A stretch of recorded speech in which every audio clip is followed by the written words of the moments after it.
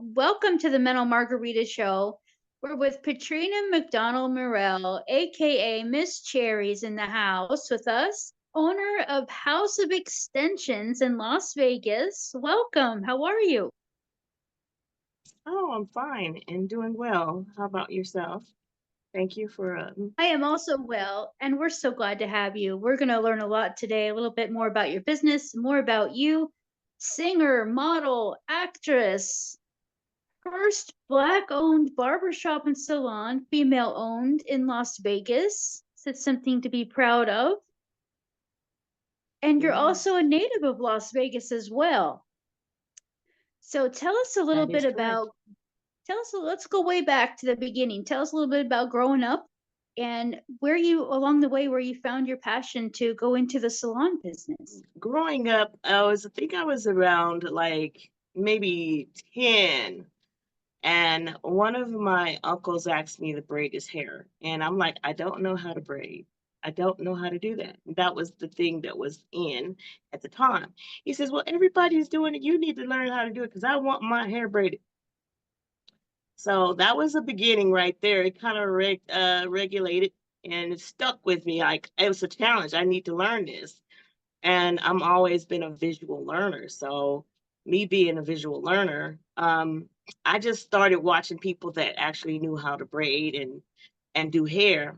And it generated from that and also my my cousins would always go and my aunt would take them into the beauty salon all the time.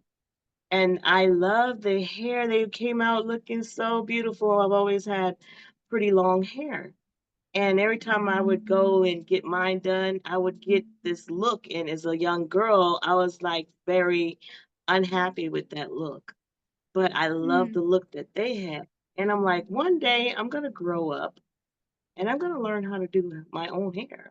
I actually wind up, my mother sent me away to my grandfather's house for the summer, me and my cousin, Kimla Kimball. And there, she actually was a nurse by day and a stylist by the night, afternoon and night, you know. So her salon there was inside of her basement. mhm. Inside of her basement is where um, he would get off work and then come home and work some more. And we lived very lavish lifestyle. And we ordered out the magazines and we didn't do too much going in stores and shopping and all that stuff. And as a young girl, I admired that lifestyle and I admired what she was doing, but I knew I didn't never want to go into the medical industry because I like to work with happy people, Mm. and I like to glorify them and make them beautiful. And I get I really receive the honor and it gives me joy when I put a smile on their face. So then I got on that phone while I was down there over the summer and I said, Mom, I know what I want to do. I says, I want to do hair. And she said, Are you sure that's what you want to do? I said, Yes, that's what I want to do. Because I knew as a girl growing up, I had issues, someone teasing me with long hair and making me feel girlish and that give me that look that I wanted. And then also coming through school, I went through some trauma issues where I was somewhat bullied and my hair was yanked because it was longer than the other girls and I think they wanted my friendship, but at the same time, that was not the way to come about getting me to become your friend, and it tarnished me in a Right. way. And but I said, Lord, if you ever give me the opportunity to make them happy and please them, give them that look, be able to put hair or anything like that comes out. I want to be the first to be on that pedestal. I want to be able to give that person that joy and that happiness. So nobody ever has to go through and experience what I've had to experience as a child growing. And so when I got off that plane, my mom immediately took me to Southern Nevada Vocational Technical Center here in Las Vegas, Nevada, which is also a technical trade center.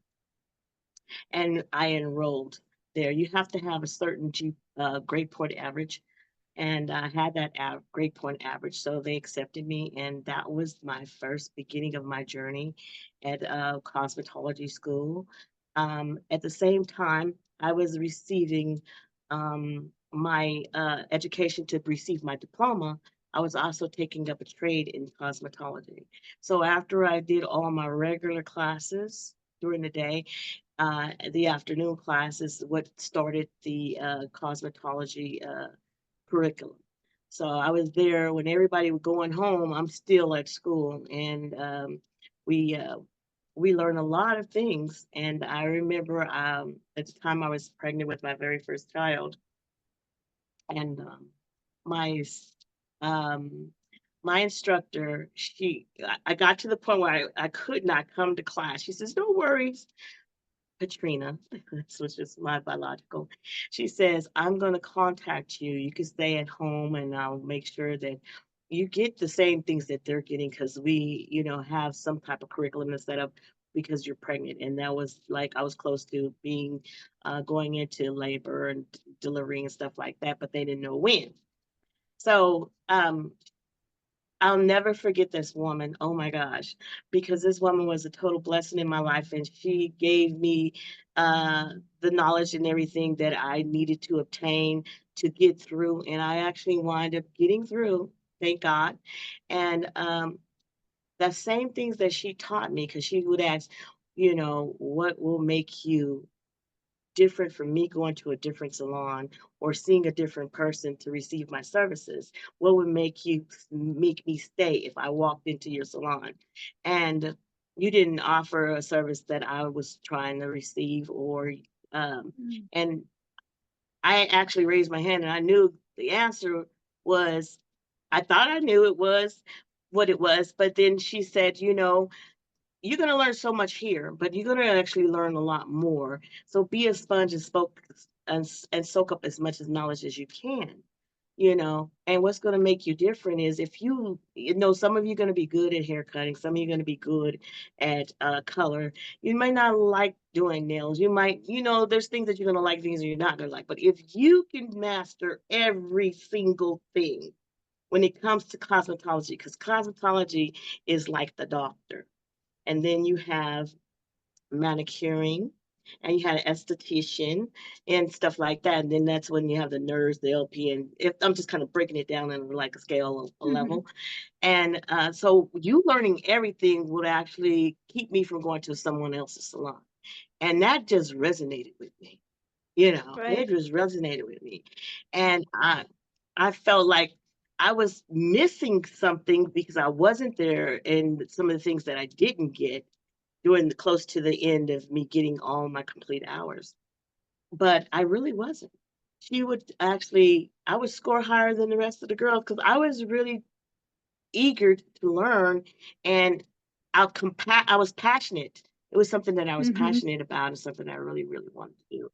Music is one of my first loves, but beauty is my second when it comes to designing or glorifying and beautifying male, female children. It doesn't matter to me. So that is the my second love. And so I wound up getting my license, and later I wound up becoming a teacher down the road. Um, I also worked for the United States government. I worked for IRS, and I also worked for Immigration Nationalization Services. But I wound up coming out and launching into my own business. So after I came out of that, I wound up going into a barber salon because I always would go and make sure I took care of myself, even though I was working for the government.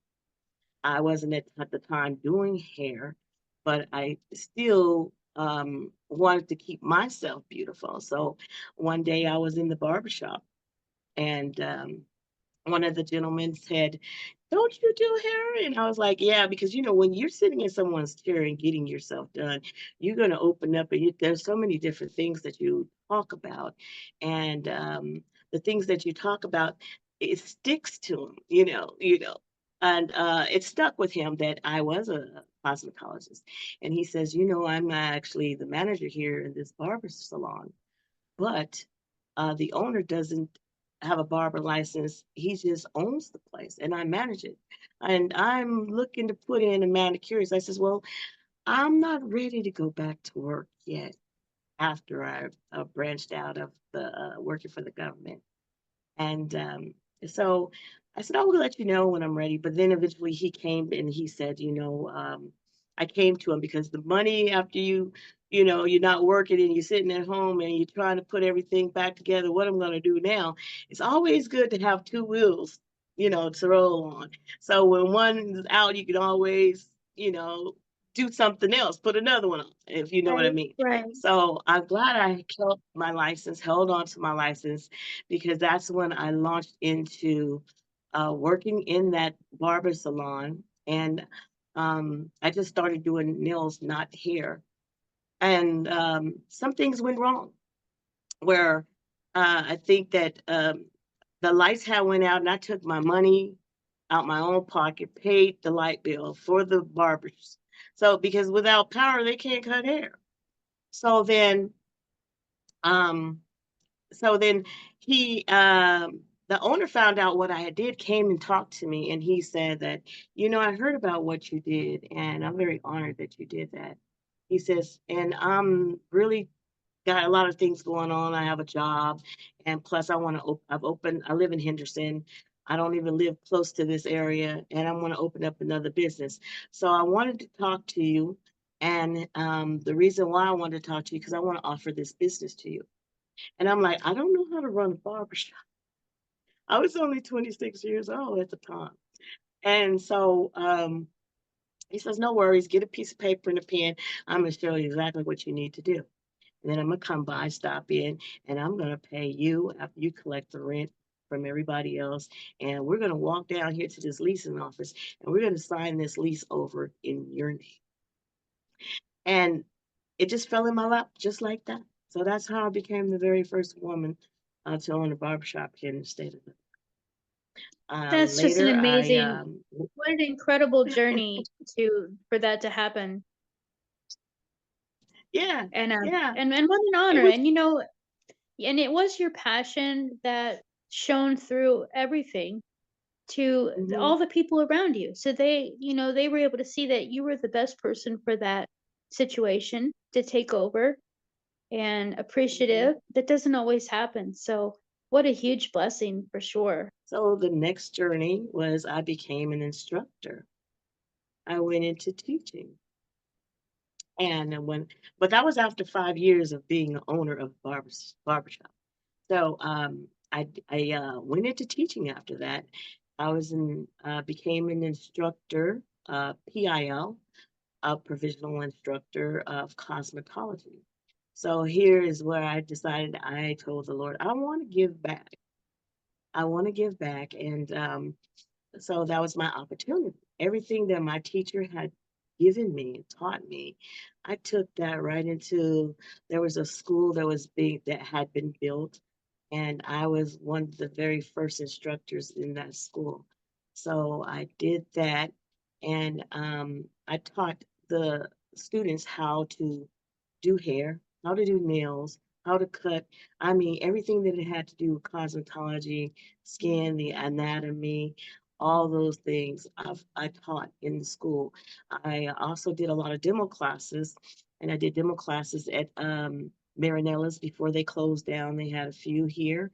I was the first provisional instructor at Expertise School of Beauty. That's where I got my original start. And also did some demo classes also at um, Euphoria. Yeah. So I taught at three different schools here. And so after I finished teaching, I decided that I'm going to begin teaching my own classes in my own establishment, which I'm sitting in today, right now. So here in my salon, I offer braiding classes to help those that are interested in getting going further into um, their education and learning more skills on how to do different things because a lot of things today they didn't do back then. And so You can get the basics as far as cosmetology, but when you step into a salon, you're just kind of totally lost because a lot of the schools are only teaching you the basics, testings to be able to pass the test, and then giving you that hands-on experience on doing the certain things that they're going to be looking for you to do to pass the test at State Board of Cosmetology. But a lot of those things, Right. they don't really help you when you looking to get that one-on-one experience, and you actually have to do it on a live person, because a lot of times you're doing it on the mannequins. And in the schools, they're only putting certain students with, say for instance, a client comes into school and that wants like something that the students are not learning, that are just basics, like braiding for instance, or locks. They're not teaching that in school. So they're going to only put it the student that actually knows already, because this is something she's probably been doing at home before she decided to even go to a school. And that's the one that gets all the experience, all that knowledge, because she already have a little taste of how to do it. But then you have those students that basically just want to go to school just to do that, period. No chemical service, just braids, locks, um, hair extensions. And, they don't even have the teachers to actually teach that. See, that's why when I was in school, I was well-rounded, because my teacher actually taught me to soak up everything before I left. Well, one of my slogans is, "If you can't grow it, we'll sow it. If you can't achieve it, we'll weave it." I also have my own product line. That's great. Wait, say that one more time. Say it one more time. If you can't achieve it, we'll weave it. If we can't sow it, we'll grow it. Okay. Yes. Yeah. Yes, because hair is major when it comes to men and women.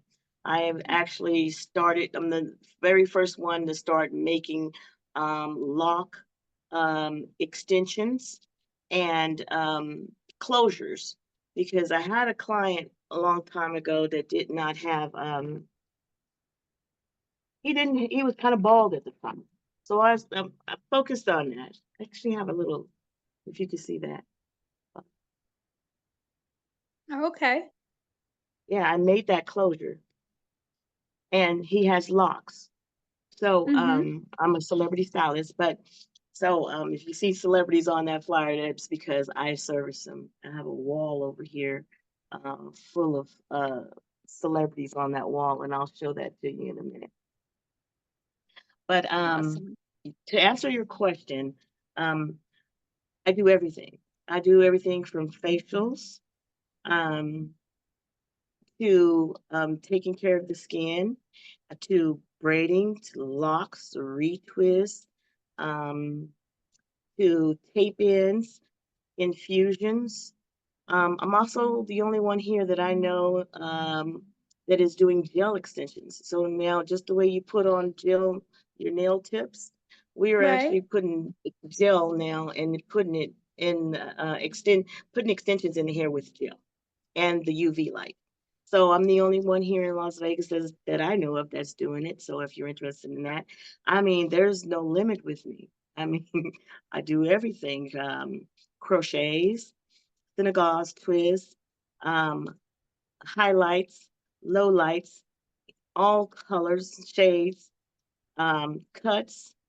Um, I also have barbering experience. So I do the beards, mustache, male cuts.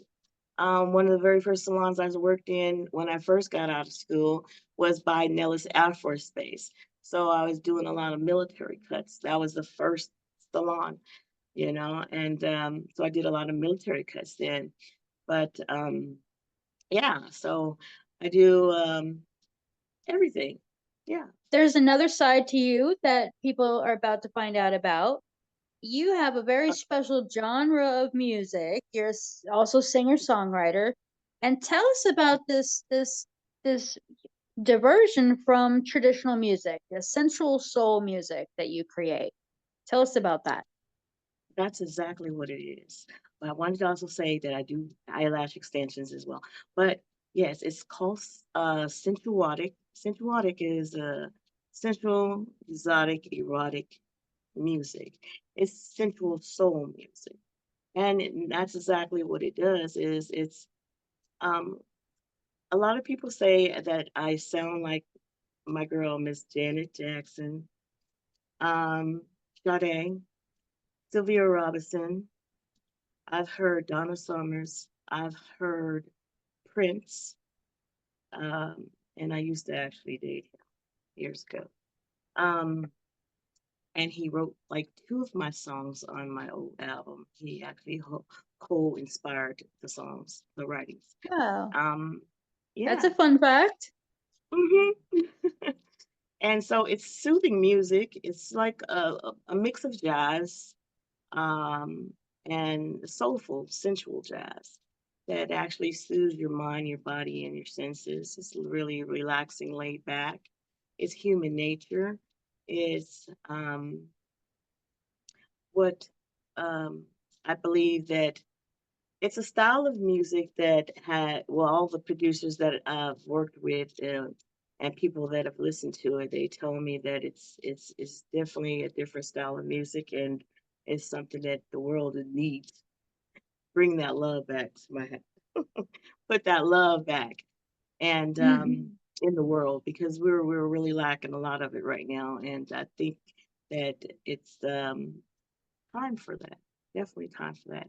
But when I say it's human nature, it's like, this world would not be the abundance of it, what it is right to this day. You, me, or anybody of all cultures and nationalities, if it wasn't for um, love. So I make love music. That's what I make. Yeah. Beautiful. That's beautiful.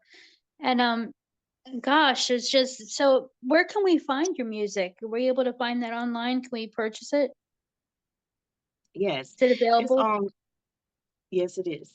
It's on all media networks, and it is on Spotify, Apple Music. You can pull me up on Pandora. You can also purchase it and download it on Amazon Music. You just type in Google bar Miss Cherry, and sensuotic is spelled SenSual, the word sensual, and then OTIC. I created that as well. Um, just to kind of sum up the kind of music that I do because it's put it basically in its own category. Closer to me, feel my body, baby.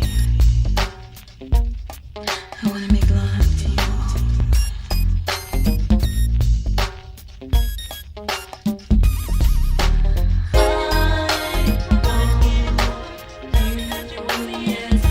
I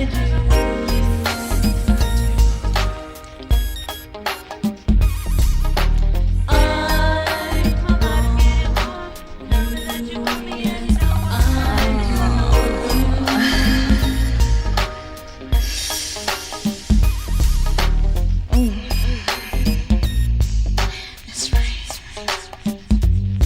Let me feel it. I want you more and more.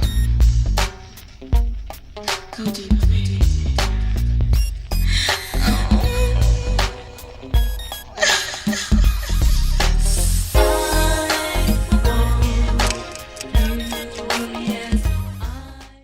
It's you should definitely be proud and we're just so glad that you're here and that you're on the Mental Margarita show. So we've really enjoyed getting to know you a little bit better. We want people to come and meet you and make an appointment to go and try a new look, get something done, try something new. That's even better. Try something you've never done Yeah, before. And Miss Cherry will hook you up and get you feeling the way you want to feel. yeah. And how do And if people you reach you? How do you prefer people contact you to book an appointment? um House of Extensions, I also have an Instagram is house underscore of underscore extensions with an S. Extensions. SIONS. I can also reach me. I can give the address as well. It's 800 North Rainbow, suite number 222. The phone number here is 702-360-8084. And if you're also interested in learning how to braid, learning to some advancements classes, I'm teaching those classes right here. And if you want to get your braiding license, I'm teaching those classes right here. One-on-one experience with me, Miss Sherry. So feel free to call me. Yeah. And I'm going to help brand you and get you started and get you on your journey if you have the same love and passion that I have for this beauty industry. Awesome. Well, we thank you for visiting with us today, and we'll look forward to any updates that you have going on, and hearing some of that music. Yeah. Right now I'm working with Father MC, and Father MC has I just did 3 other songs trying to get another album completed, and he's actually helped produce Miss Mary J. Blige, J. Cole, and lots of other ones out there. So if you don't know who Father MC is, Google him. That's my new producer right now I'm working with. So, Oh, that's exciting stuff. Well, we can't wait to hear what you got on the stovetop there boiling up. So exciting. And we'll be checking in with you, Miss Cherry. Thank you so much for being on the show. And Thank you we'll for look having forward me. to visiting with you again soon. Okay, thank you for having me.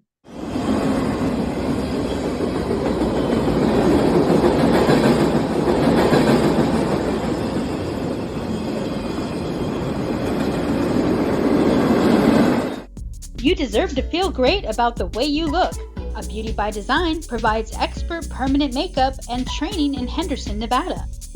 They also perform scar camouflage, paramedical tattooing, and so much more. Certified permanent makeup technicians are in high demand, and A Beauty by Design offers the best hands-on training program to prepare you for the industry. Call 702-872-3022 or visit abeautybydesign.com. That's abeautybydesign.com.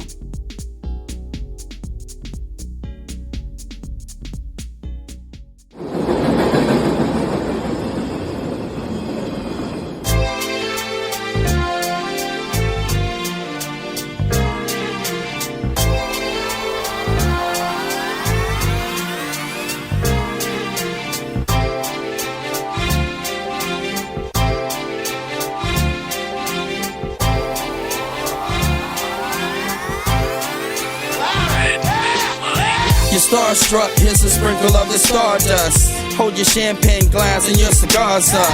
See the guys with mob ties drive the cars up. Bright lights, most